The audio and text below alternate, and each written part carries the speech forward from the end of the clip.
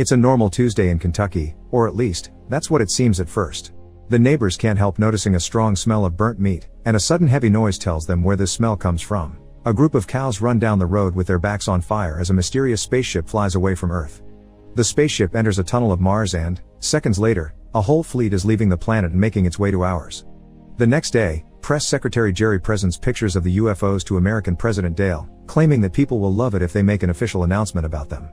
Uptight General Decker disagrees, saying this should be a national secret and they should get ready to defend the planet, but General Casey thinks Decker's jumping to conclusions because they don't even know if these aliens are hostile.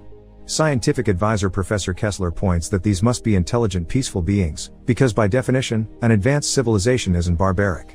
Dale decides to ignore Decker's worries and go ahead with the official announcement on TV. The rest of the world doesn't even suspect what's coming and they're living their everyday lives as usual. First Lady Marcia insists on redecorating the White House, ignoring her daughter Taffy's disapproval. In Las Vegas, ex-boxer Byron is working at a casino when he receives a call from his ex-wife Louise, who is worried because their 2 sons haven't been home in 2 nights. Byron tells her to take it easy because that's just how teenagers are at that age, and he promises to visit soon. Casino operator Land argues with his hippie wife Barbara, a recovering alcoholic that is tired of sitting around the casino and watching others drink while her husband works.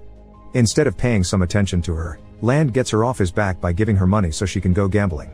In New York, talk show host Natalie calls her boyfriend news reporter Jason to show off the fact the president will cut in her show for the official announcement. Jason doesn't understand how this is possible since Natalie's show is far from serious, but soon her words prove to be true when Dale appears on TV to announce the incoming arrival of Martians. Everyone in the country is watching, including young Richie while he works at the donut store, and Barbara while she meditates, thinking the visit of aliens is a sign. The people at the casino, like Byron and his co-worker Cindy, are watching too. In fact, everyone stops what they're doing to do so except for a rude gambler that wants to keep on playing. The next day, every newspaper publishes pictures of the spaceships. Jason gets jealous because Natalie will be having Kessler at her show, which doesn't make sense either. She's also the only person their dog will listen to. In Kansas, Richie returns home to learn his brother Billy is joining the military, which makes their parents very proud. Grandmother Florence, however, isn't in a good mental state and never understands what's going on. In Washington, Louise is going through her usual route as a bus driver but stops when she sees her sons Cedric and Neville at the arcade. The boys are very good at the game they've chosen, which involves shooting aliens, but Louise doesn't let them finish their match. She just grabs them by their jackets and scolds them for cutting class as she drags them into the bus, where she receives applause from the passengers. In the same neighborhood, Jerry uses the work limo to pick up street workers. Later, Kessler appears in Natalie's show explaining that our probes didn't find out about the aliens before because they live under the surface of Mars. He also says he's always liked Natalie's work and flirts a lot with her, which explains why the government chose her show instead of a serious venue. It makes Jason even more jealous as well. Suddenly, TV signals all over the world are interrupted when the Martian leader appears on the screen, speaking a language humans can't understand and making a circular gesture with his hand. The White House holds an emergency meeting where Kessler explains his theories on Martian anatomy and insists they should be peaceful because they're smart. Another doctor presents his translation machine, but when he runs the Martian's transmission through it, only gibberish comes out. A few hours later, Jerry and Dale talk to the press, promising a diplomatic meeting with the aliens is in the works. Meanwhile, Billy's family and girlfriend see him out when he's leaving for the army base, and afterward, Richie drives Florence back to her nursing home. There, Florence spends most of her time listening to country music by Slim Whitman. In Las Vegas, Byron is going for his daily run when he's interrupted by Land, who needs Byron to beat up a guy for him that owes him money. Byron turns the job down, explaining he's trying to live an honest life now so he can get back together with his wife. In the evening, the Martians set some coordinates to let the government know they'll be landing in the Nevada desert. Decker wants the military to be present, and Dale agrees, but he gives the job to Casey, asking him to keep things quiet and double-check the list of guests so only key media attends. The next day, the entire army, including Billy, gets ready to receive the Martians at the special event. Both Jason and Natalie are transmitting for their shows, while Barbara puts up her meditating setup on a nearby hill. The entire world watches the aliens land on the red carpet they've prepared for them, although neither Natalie's nor Dale's dogs like the Martians and bark aggressively at them. Casey tries to shake the Martian ambassador's hand, but the alien doesn't understand the gesture, so Casey makes a circle on his hand instead, which is well received. The translating machine is supposed to be working well now, and Casey uses it to give the aliens a warm welcome. In return, the Martian ambassador says they've come in peace. Everyone in the audience begins celebrating and a hippie releases a dove, but it seems the aliens don't like this because they suddenly take out their ray guns and kill the bird. After killing Casey too, they begin attacking every person around them. The military fights back and Billy tries to do his part, but he gets killed as well. As the rest of the world watches the tragedy on TV, Jason looks for Natalie, and right when the couple gets to reunite, the aliens kill Jason and kidnap Natalie together with her dog. Not a single person is left alive at the location of the event, only Barbara got to save herself because she was far away. In the White House, Decker is eager to organize a counterattack that Marcia agrees with, but both Kessler and Taffy point out this could have been a cultural misunderstanding. Perhaps the dove means war in their culture. Considering they said they come in peace, Dale decides to try to communicate with the aliens first instead of rushing into war. Later in the evening, Dale sends a message using the translator together with a satellite, apologizing for any confusion and promising humanity means no harm.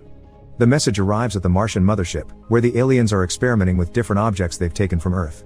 However, they laugh at the message and throw it away. The alien leader finds Earth's adult magazines particularly curious and decides to do some experimenting of his own. This ends up with Natalie's head in a jar and her dog's head on her body. Meanwhile, Barbara finds Land still worrying more about his business than the planet's current problem, which drives her to drink again. One of the few aliens that were killed by the military is now being inspected by Kessler, who discovers the Martian's body is full of a disgusting green goo. Byron calls his family to check on them and learns his sons will be going on a tour of the White House with their school. Sometime later, the Martians send a message back to Earth, issuing a formal apology and asking permission to speak to Congress, which Dale accepts. The next day, the aliens land in Washington for the meeting, but the Secret Service doesn't allow Dale to attend as well. The Martian ambassador says a few words for Congress, but they don't get to translate them before the aliens attack again, killing every politician in the room and kidnapping Kessler. Dale has another meeting with his military leaders and apologizes to Decker for not having listened to him sooner, but still refuses to use nukes.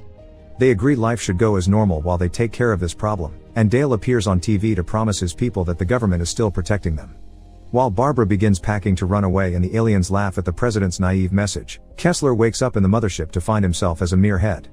Natalie, whose head is now on her dog's body, comes to comfort him, and the two of them admit they like each other. In the evening, Jerry sees a mysterious gum-chewing woman taking a walk around the White House. Trying too hard to impress her, he invites her to come into the White House with him, which she accepts with just a nod. In fact, silence is all the woman does as Jerry guides her to a hidden room, but she does raise her hand a lot. This is because she's a Martian in disguise and uses her ring to record everything for the mothership. Once they reach the room, Jerry kisses the woman, but he's bothered by the gum. He puts his finger inside her mouth to take the gum out, causing the alien to bite his finger off as the mask finally breaks. Then, the Martian kills Jerry, takes out a new piece of gum to munch on, and rushes out of the room to find the president. The assassination attempt doesn't go well though. Dale's dog barks at the stranger's presence and wakes its masters up. The dog ends up dying as the alien ignores the things Marcia throws and grabs Dale to hold him at gunpoint, but soon security comes in and kills the Martian without having to hurt the president. When the alien body is inspected later by scientists, they discover the piece of gum is actually highly concentrated nitrogen that the disguised alien was using to breathe in our atmosphere. The Martian leader is furious about this failure and gives an order to finally invade Earth properly. Kessler and Natalie continue to comfort each other with words while the Martians suit up and grab all kinds of weapons, from ray guns to robots, that they take with them to Earth for a full global attack. After destroying the Washington Monument, they go after the White House, where schools are still taking kids on tour and the president plus his family are being taken to safety. The aliens break in and begin shooting every person they see, no matter if they're adults or children. They also break a chandelier that falls on top of Marcia's head, killing her. Security manages to kill various aliens in return, which allows Cedric and Neville, who have come here with their school, to steal a pair of ray guns and use their video game experience to kill a bunch of Martians as well, giving Dale and Taffy the chance to escape. Dozens of spaceships surround the planet and attack every city and town they can find. Land is still trying to make business and ignores his clients' warnings when they see the aliens arrive, which gets everyone killed when the building they're in is shot down. Cedric and Neville return home and defend their mother while she calls Byron, but the call is cut short when the aliens destroy all the wires on the street. In Nevada, Barbara is trying to escape in her husband's private plane to the Tahoe Caves where she can't be found by the Martians, but she needs someone that knows how to pilot now that Land is dead. The show of renowned singer Tom Jones is also interrupted by the aliens, who sneak in by taking the place of the backup singers before they begin killing everyone in the casino. Tom runs away and bumps into Byron, who knocks out a Martian and gathers some ray guns so they can defend themselves. Now Byron, Tom, Barbara, Cindy, and the rude gambler form a party to try to escape in Land's plane as Las Vegas catches fire under the alien attack. Meanwhile, Dale is safe in his bunker with his military leaders when he receives a call from the French president, who claims he's made a deal with the Martians. Dale tries to warn him it's a trap, but it's too late. The aliens immediately begin destroying the French government as well. Feeling hopeless, Dale finally gives in and gives Decker permission to use nuclear bombs, but it's pointless. The Martians use a special gadget that absorbs the explosion and then takes it to the leader, who proceeds to swallow it with a laugh. Richie gets into an argument with his parents, who want him to stay behind and defend their home, but Richie prefers to leave and rescue Florence. This turns out to be the perfect timing, because as soon as he gets in his truck, an alien arrives piloting a giant robot and destroys every trailer in the area before going after Richie. Fortunately, the boy gets an idea and drives under a bunch of electrical wires, getting the robot to bump into them and get electrocuted. Outside the casino, the rude gambler disapproves of Byron being the leader and goes his own way, which causes him to bump into an alien. Trying to negotiate is pointless and the Martian kills him anyway, only for a second later to get killed by Barbara in revenge. Back to Richie, he arrives at the nursing home, which is already under attack, and rushes to Florence's room. A group of Martians is about to kill her, but when Richie comes in, Florence turns around and accidentally disconnects her headphones from the record player.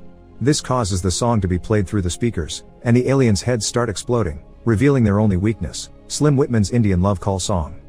The Martian leader together with 2 alien soldiers breaks into the president's bunker and kills Decker by shrinking him and stepping on him.